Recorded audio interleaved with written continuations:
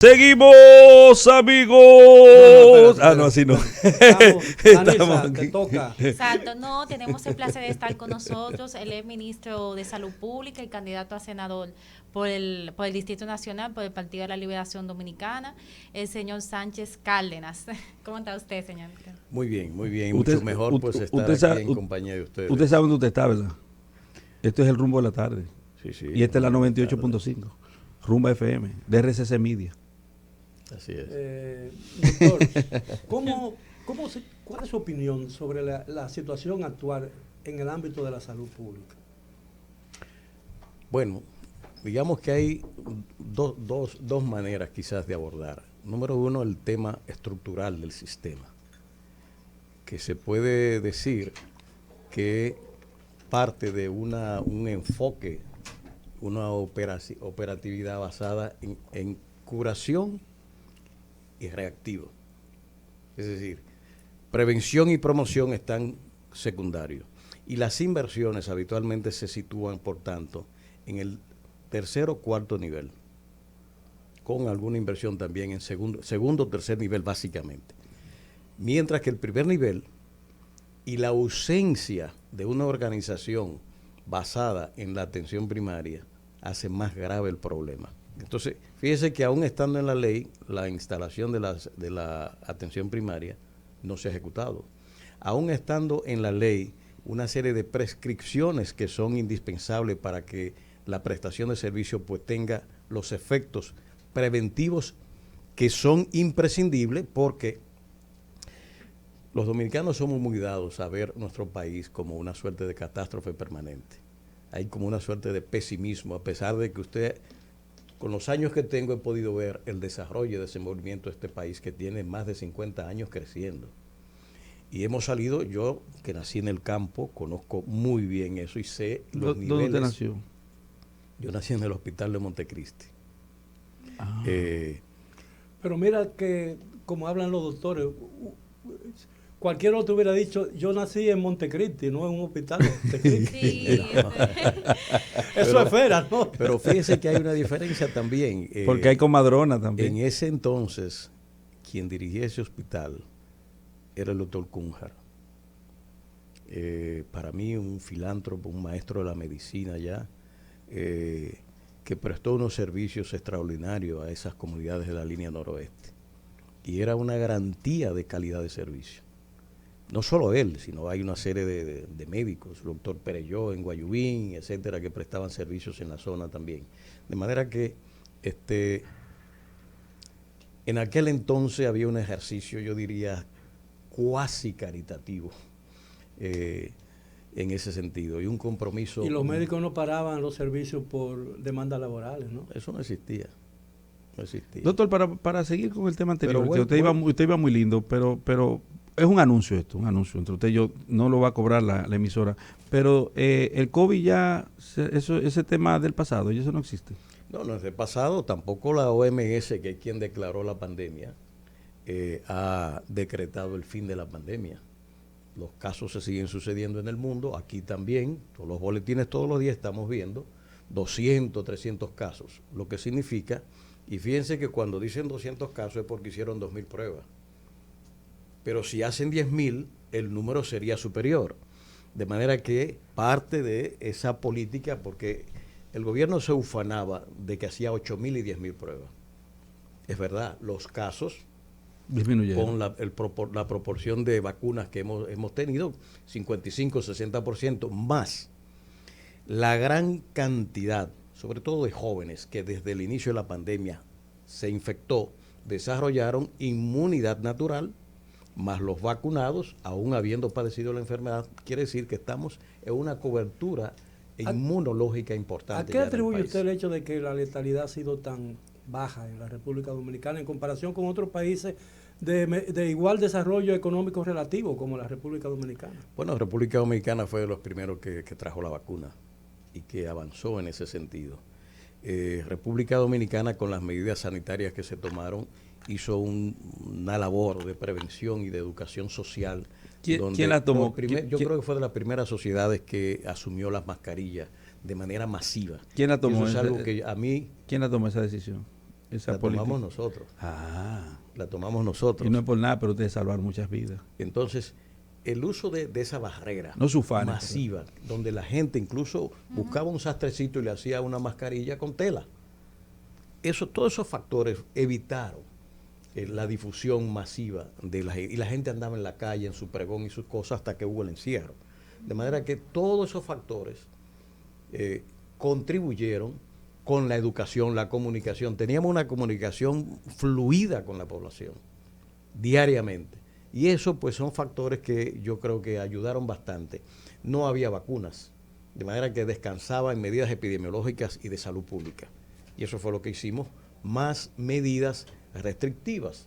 Un país líder en turismo del Caribe se vio en la necesidad de cerrar sus aeropuertos y hoteles, desocupar los hoteles. El primer caso que tuvimos estaba en Valladolid.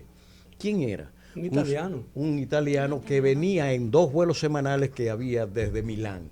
Pero Milán en ese momento era el centro mundial de un desastre, de uno de los sistemas sanitarios más importantes como el italiano. Que nosotros nunca llegamos a eso de quitarle un ventilador a un viejo para que desapareciera y ponérselo a un joven, sí, porque claro, las perspectivas eran para Italia mucho mejor. Eso es una política de eutanasia prácticamente. Exactamente. Entonces, yo pienso que en resumen, la República Dominicana ha sido exitosa en el manejo de la pandemia, en esa conjunción de 2 fases, la inicial y luego de la llegada de las vacunas, que es el factor decisivo que empuja todo lo que antes estaba haciendo. Usted no ha criticado y no critica la compra excesiva de vacunas. Sí, lo he señalado, que yo pienso que eso fue un desatino. Es verdad, ¿y cuántas vacunas más? Las compras fueron unas 37 millones de dosis. ¿Cuántas se han dañado de esas vacunas? Bueno, no han vuelto a informar el vencimiento, pero no hay vacunación. Señor ministro, ¿a qué usted cree que se debió esa falta de planificación? ¿Tú quieres que le hable de eso? Ahí viene uno de los problemas, porque en el corazón de todo esto está el problema de la improvisación y la falta, la incapacidad de gestión. Lo vemos en alto costo, lo vemos en el 911. Wow. ¿Qué pasó con el 911, verdad? Yo fuera, por ejemplo, y ustedes me darán la razón, todos los gobiernos le temen a la prensa. Claro. Pues en la Z, que en ese momento, y esta emisora eran los líderes de opinión, se muere un locutor y nunca llega el 911. Recuerdo la queja de Willy Rodríguez, de esa situación, la descripción patética de ese grupo que está ahí y cómo se le muere, que tuvieron que montar un carrito al locutor y muere. El 911 nunca llegó. Pero lo primero que hace cualquier gobierno es, ante una amenaza de ese tipo, es buscar una ambulancia cual que sea y movilizar a ese paciente si el 911 no responde. Porque políticamente afecta. Pero no, es que el sistema ya iba en línea de caída, porque sustituyeron prácticamente a todo el mundo. Yo he dicho que la ventaja de los italianos es que no hay un gobierno del PRM allí, porque hubiese tratado de enderezar la Torre de Pisa. Sí. Bueno, entonces todos esos elementos se van conjugando y conforman el tema de trastorno de gestión, sin lugar a dudas. Nosotros entrenamos, por ejemplo, en el Hemocentro, un equipo con el Hemocentro de Cataluña, un centro modelo, diría yo, con una efectividad y una aceptación extraordinaria, y estamos planificados para que iniciara en octubre, noviembre del 20. Todavía usted no siente, y eso es el rector para el área de sangre del sistema. El Hemocentro es como una especie de vampiro que guarda la sangre ahí. No, mira, una de las primeras en la planeación, funciones principales, era cambiar la conciencia nacional en términos de donación de sangre voluntaria y gratuita, que es lo que ha pasado en todas las sociedades que han avanzado, donde el ciudadano tiene conciencia de que en cualquier momento él o un familiar o un allegado o un compañero de trabajo puede necesitar sangre y tiene que haber sangre disponible, porque el cuerpo la genera. Si le tocara al Partido de la Liberación Dominicana regresar al gobierno en el 24, un ejemplo, hipotético, para mejorar la situación... ¿Y por qué usted dice que quiera a Dios? Bueno, yo no dije que quiera a Dios. Yo dije el caballero que está aquí, el caballero que está aquí. En el caso de que eso ocurra, ¿cuáles medidas usted entiende que deberían tomarse en el ámbito de la salud para mejorar la calidad de los servicios?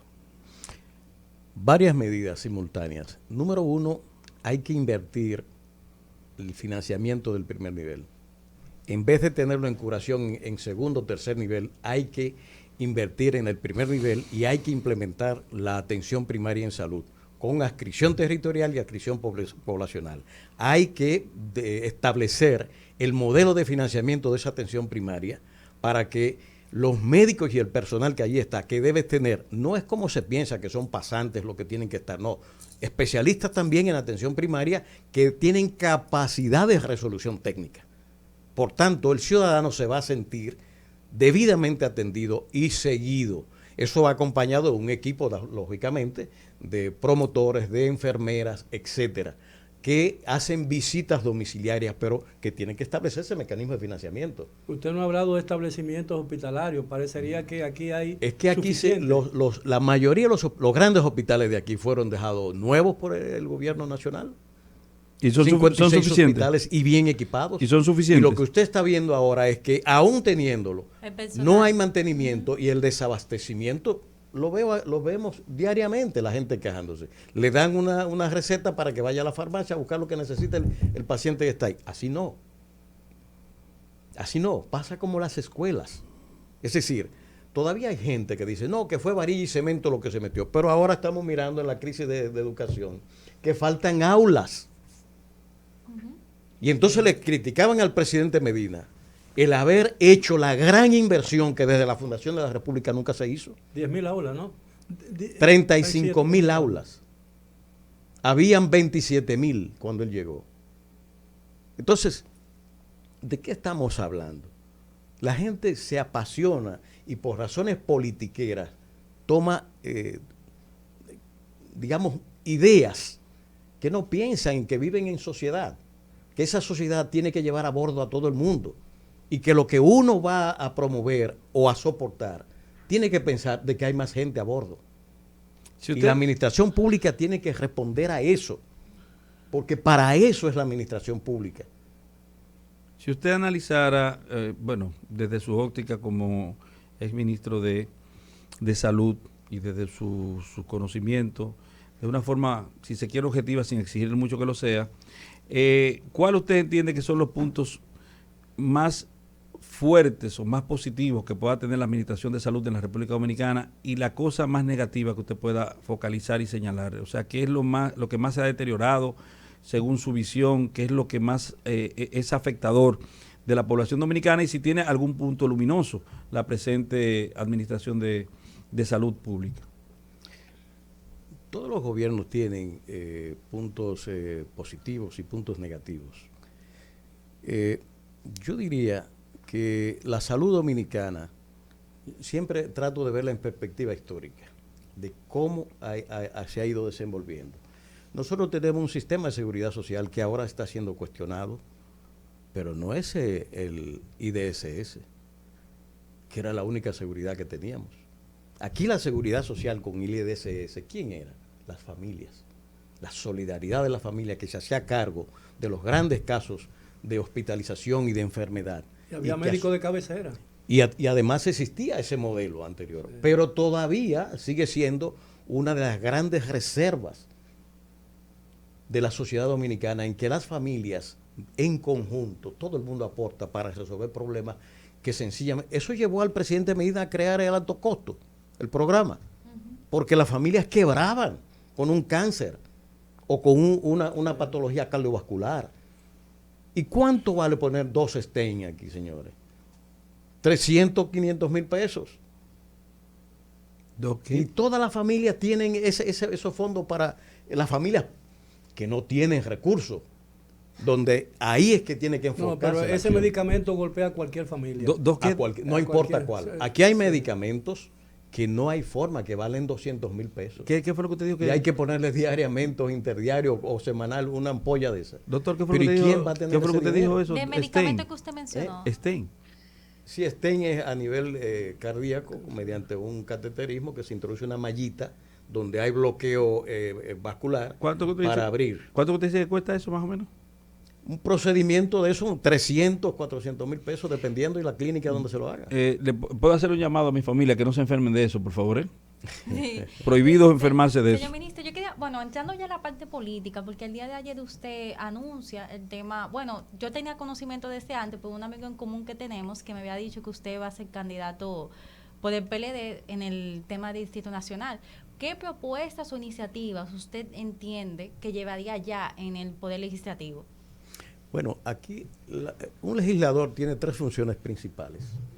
La primera, legislar, que es la que habitualmente los aspirantes y todo hablan, pero hay 2 funciones más, que son la representación, la vocería, la abogacía que tiene que hacer un representante con sus votantes, con fines de que ser incluido en la agenda pública. Y la otra es auditar. Y ahora estamos viendo un buen ejemplo en educación. Resulta que ya el año va casi a término, o va a iniciar el próximo año. Hay un presupuesto establecido, dice que no se puede gastar el dinero que estaba en el presupuesto. Y están todas las escuelas cerradas. Y faltan aulas, y faltan pupitres que ahora de emergencia se va a licitar hoy o mañana. Es decir, eso no es sin previsión.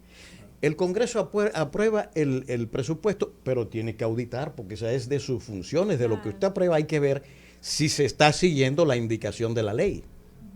Entonces hay que fortalecer en el Congreso esa labor que creo que... De supervisión del Poder Ejecutivo. De supervisión de las acciones del Poder Ejecutivo, porque el juego democrático es justamente ahí en la estructura de la vida democrática, donde el Congreso no es levantar la mano o estar que voy a crear leyes y leyes y leyes y leyes, aunque no se cumplan.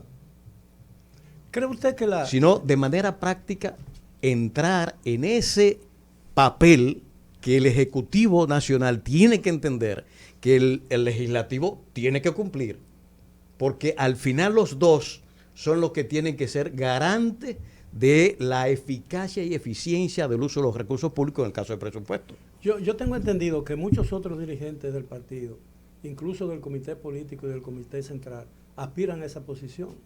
¿No es un riesgo para usted? Bueno, yo quisiera hacer una anécdota. Se dice que incluso Rafael Paz ¿Una sale del PLD porque lo estaban diciendo, no, que va el señor Cárdenas como candidato a senador. Y lo tengo de muy buena fuente, que usted tuvo que ver con esa decisión. Para mí es un halago, porque si él salió huyendo por eso, me parece muy Se bien. dice que fue por eso. Pero está bien eso. Un adversario menos, ¿no? No, y si además él fue candidato anterior, de manera Sí, que el hecho de que él se fuera por eso, exacto. porque por el anuncio de que la tormenta venía, pues perfecto. Nunca entenderé esa posición de ese joven. No, yo tampoco. Porque el partido le brindó oportunidades que no le había brindado a ningún otro. Bueno, una de las palabras que usó, si la memoria no me engaña, fue que el PLD era impenetrable o algo así. Y yo digo, bueno, ¿qué historia tiene de militancia política? Ninguna. Entonces, Comité Central, Ejecutivo del Gobierno, Comité Central, Comité Político, candidato a senador, es decir, el PLD se lo dio todo. Así es. Y lo puso en primer nivel. Y además no ganó. Exactamente, por la razón que sea, la gente va a esto a ganar o a perder. Hay que perder con honor y hay que ganar también con honor y además con compasión. Así es. Pero ¿cómo usted ve la competencia interna? El hecho, ¿cómo usted perfila la situación política en el país? Porque a partir de octubre las cosas van a cambiar, porque el país, aunque la campaña electoral no comience oficialmente en octubre, tan pronto el partido al que usted pertenece escoja un pretendiente a la candidatura, que tendrá que ser confirmada después. Correcto. Prácticamente el país entrará de lleno en una campaña electoral, quiera o no la Junta Central Electoral. Bueno, a mí me resulta bien interesante porque se hablan de mediciones, de posicionamientos, etcétera, con un partido, el principal de la oposición, que no tiene candidatos, que está en un juego democrático por sacar un candidato. Y los candidatos andan desplegando todas sus potencialidades por todo el país y ante la opinión pública, lo cual es un récord nacional. Pero hay un riesgo de división nuevamente. Bueno, el gobierno y cierta oposición juega a incentivar tendencias de contradicciones, un juego porque es lo que le conviene, y hasta elegir opositores y adversarios. Nosotros seguimos con la agenda desde el Congreso, Joaquín Vidó Medina, y hemos cumplido prácticamente con el Congreso. Vamos a elegir el candidato presidencial. Y una vez que ese candidato esté electo y las fuerzas del Partido de la Liberación Dominicana se alineen con ese candidato y empiece la contienda, entonces yo creo que aquí hay un escenario que va a cambiar, y eso lo sabe el gobierno y lo sabe todo el panorama político nacional. Hay una pregunta que está en labios de mucha gente, incluso en la mía. ¿Cuál sería entonces el papel del expresidente Medina a partir del momento en que haya un candidato? El presidente Medina es el presidente del partido. Eso lo sabemos. Entonces, como presidente, yo pienso que aquí, si se pensara de verdad, gente con la preparación política del nivel del presidente Medina, hay pocos. Y yo diría que si miramos atrás, Danilo está entre los 5 grandes políticos de este país. No se puede mirar atrás, está prohibido, está prohibido. Bueno, ellos no quieren que miren atrás, pero está prohibido, no mira atrás. Si miramos acá lo que es una historia de militancia política, de formación política que ha pasado no solamente en la parte partidaria, sino congresual y presidencial, y con resultados que la historia deberá confirmar. Porque esos 8 años de Danilo Medina bajaron de 43 a 20% la pobreza nacional y de 11% a 2.9% la pobreza extrema. ¿Qué es lo que quiere una nación? ¿Cómo fue? Deme esos números de nuevo. Porque... De 43% en el 12, que era la pobreza nacional, la dejó en un 20%. Wow. De 18%, que era la clase media, en un 31%. Por eso es que usted ve las calles, que los tapones no son los carros de concho ni la guaguita, no, ahora somos nosotros. Cada quien en su carro que está haciendo los tapones. Va a usted decir que eso fue Danilo Medina, ¿no? Usted está relajando. Bueno, piense usted para atrás. ¿Miro para atrás? Mire para atrás para que usted vea. ¿Quién fue que hizo las aulas de este país? Me van a leccionar si miro para atrás. Es decir, y otro elemento, porque el tema yo siempre pienso y hay que pensar en el tema de políticas públicas integrales. En salud. La salud no es solamente función del Ministerio o de Curación del Servicio Nacional de Salud. Cuando aquí se mejoran las aguas de consumo nacional, eso conllevó a una desaparición prácticamente de la gastroenteritis, que era el gran tema de la salud en los hospitales públicos. La desnutrición. ¿Usted está viendo los niños panzones aquí que se veían antes? No. Con kwashiorkor. Eso casi desapareció. ¿A qué se debe? A que el desarrollo económico y social de este país aumentó el consumo de proteínas y de alimentos a tal nivel que ya no eran, y bueno, yo que viví la transición de la gallina de patio al pollo gringo, lo puedo atestiguar. La gente fue poco a poco aumentando su consumo de proteínas, desapareció la desnutrición, mejoraron las aguas, porque ahora el 88-89% del agua que llega a través de la cosa es potabilizada. Y la que consumimos ya viene industrializada, como esta que tengo aquí. Por tanto, tenemos menos afecciones gastrointestinales en ese sentido, que era el cuadro epidemiológico característico. Infecciones respiratorias, infecciones gastrointestinales, mayoritariamente. ¿Y en ahora educación? Lo que estamos moviéndonos a las crónicas. ¿Y en educación? Más diabetes, más hipertensión y afecciones cerebrovasculares, más afecciones metabólicas. Señores, la obesidad es un tema nacional ya, que en Estados Unidos lo es. Y esos países... la comida chatarra, como ya. Exactamente. Entonces, ¿qué significa tener un cuadro epidemiológico basado en crónica? Que ese stain del que hablábamos, esas afecciones de esa naturaleza tienen un costo elevadísimo. Y por tanto, ¿con qué lo vamos a financiar? Doctor, solo nos queda un minuto, poco más de un minuto. Quiero concedérselo para que usted nos haga una reflexión sobre el futuro del país, por supuesto. Empiece diciendo, en el futuro yo seré senador. ¿Me puedo empezar? Exacto, senador, con Dios mediante. Yo soy quien repasa la historia nacional, ve un país que se ha levantado de sus cenizas y que ha mantenido un proceso ascendente de mejora. Y pienso que el país, a pesar de que usted ve en el polvo, la polvareda de estas disputas políticas, etcétera, el país tiene fuerzas propias, internas, capaces de cada vez más ir elevando un peldaño. Y yo creo que eso se va a mantener. Hay algunas amenazas en términos de que ciertos sectores de clase política no entienden este fenómeno, y 20 años de ausencia del poder le ha representado una afección muy seria que se quiere corregir con odios y diatribas y mentiras y denuestos. Pero me parece que a pesar de eso se va a superar ese proceso y que vamos a tener un país cada vez mejor hacia futuro. Yo he escrito que a pesar de las malas circunstancias que nos ha tocado vivir, el país no se joderá. Bueno, no se joderá. Doctor Cárdenas, porque tenemos muchos heraldos en la sociedad heraldos dominicana, celestiales. De manera que no son celestiales, son de aquí. Okay. Y son muchos ciudadanos, Doctor Cárdenas, y grupos sociales que son verdaderos celosos del interés nacional. Doctor Cárdenas, muchísimas gracias por su participación, pero lamentablemente usted sabe que el tiránico tiempo ha dicho off. Para mí ha sido una conversación amena. Ojalá hubiera sido de más tiempo para que toquemos más. Vuelva mañana más gracias temprano. Por la invitación. Vuelva como usted quiera.